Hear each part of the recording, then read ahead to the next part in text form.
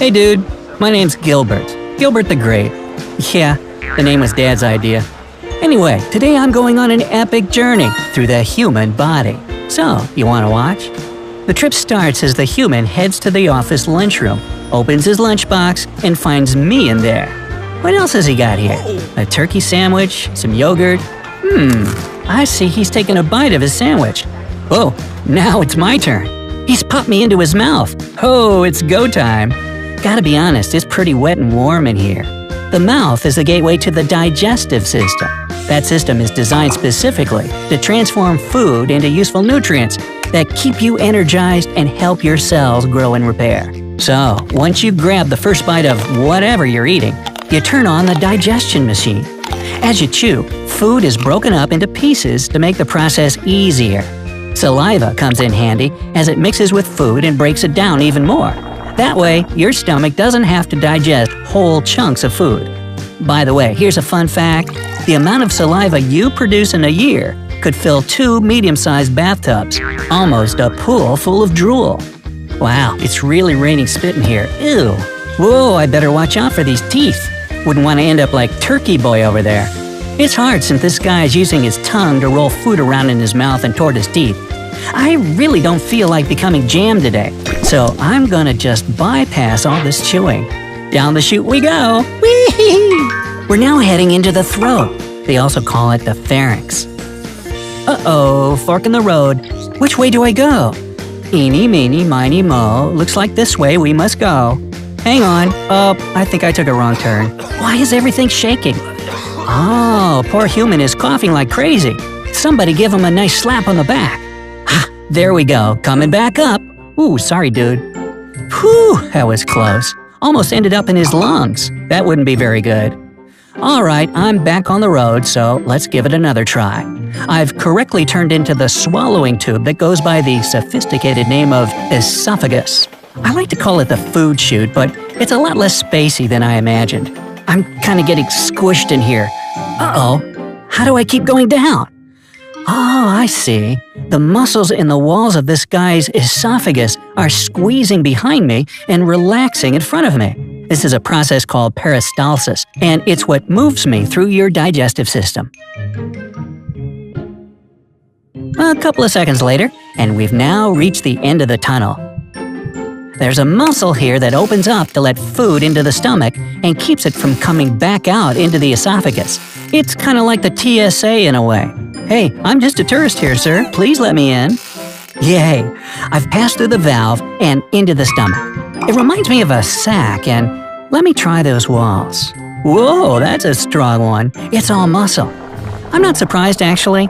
The stomach holds, mixes, and grinds the food up into a mush, so it has to be pretty strong.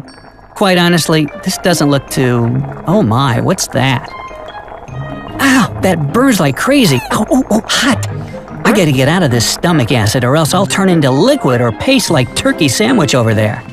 That's okay, I've come prepared. I brought this handy-dandy little device that'll encase me in a protective bubble. Your food usually doesn't have this, but hey, I got connections. It's classified. I just have to push this button. There. Now I can keep talking to you the whole way instead of turning into grape jelly. Next stop, the small intestine. This long, coiled, snaky organ is made up of 3 sections. When I say long, I mean it. If you spread it out, which I don't recommend doing because you need it to be coiled and inside of you, you get a tube that's over 20 feet in length. Yep, that's as long as a giraffe is tall, all stuffed into your insides. I must say, it's pretty warm in here. Almost feels like a tropical resort. Except I'm in an ocean of bile. Oh yeah, I'm protected in my little bubble. No worries. Bile is crucial to digest fat and take all the waste out of your blood. So be thankful your liver produces it. Your pancreas also helps the process with some good enzymes. And that thing over there that looks like a pear, that's the gallbladder. It's located under the liver and keeps bile in it until the right moment comes. Man, this thing really is coiled, huh? I'm getting kinda dizzy from the twists and turns. But no going back now. These contracting intestinal walls keep pushing me forward. Looks like I'm already in the final section of the small intestine and on to the next leg of my journey, the large intestine. Also known as the colon, it's a muscular tube that's 5 to 6 feet long. Hold the phone. Shh. Do you hear that? I'm not alone. I'm surrounded. They're coming in closer. It's bacteria. Oh, there's tons of them in here. Uh-oh. Is this person sick with some intestinal parasite or something? Nah, your intestines need good bacteria to help them break down food, vitamins, and nutrients so that your body can use them. Sup, peeps?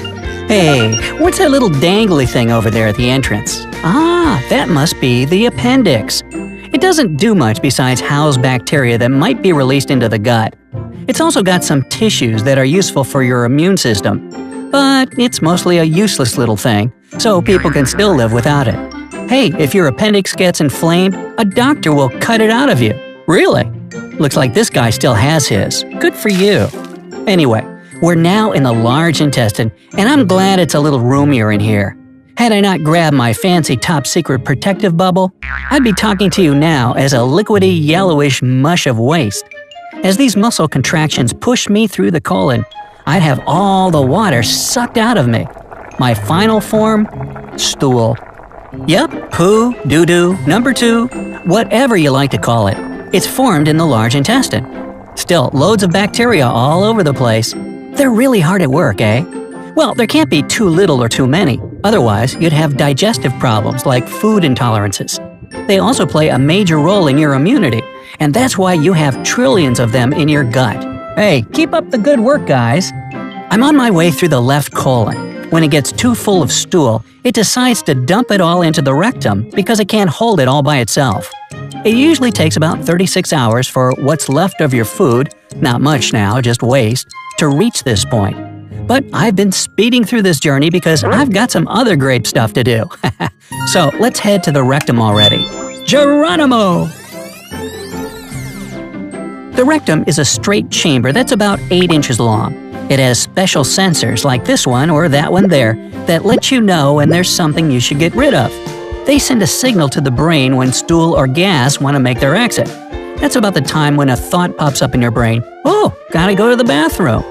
If the moment is right for you, that is, you find a toilet, the sphincters relax and ta-da! Your stool makes its exit.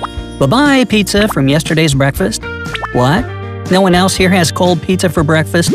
Alright, then let me know down in the comments what your typical breakfast looks like. Anyway, when the moment isn't exactly right to release stool just yet, your sphincters contract. Those rectum sensors help too, so that the urge to release its contents disappears for a while. You should be happy when your rectum and sphincters are working hard to keep stuff in when the timing isn't good.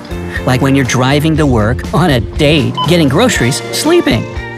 But when you just can't resist the urge anymore, the external sphincter gives you a couple more minutes or however long you need until you make it to the bathroom. Well, not sure if the human is ready, but I'd really like to go now. Maybe I can hotwire these sensors to make my great escape. Oh yeah, this guy is at work, isn't he? This is gonna be awkward. Of course, normal food doesn't leave your body in such a graceful manner. You wouldn't even recognize what was what. But as for me, Gilbert the Grape, I still have important things to do today. So, hey Bob, let's hit the John. I'm out of here. Bye! Well, that was different. Hey, if you learned something new today, then give the video a like and share it with a friend. And here are some other cool videos I think you'll enjoy. Just click to the left or right, and remember, stay on the bright side of life.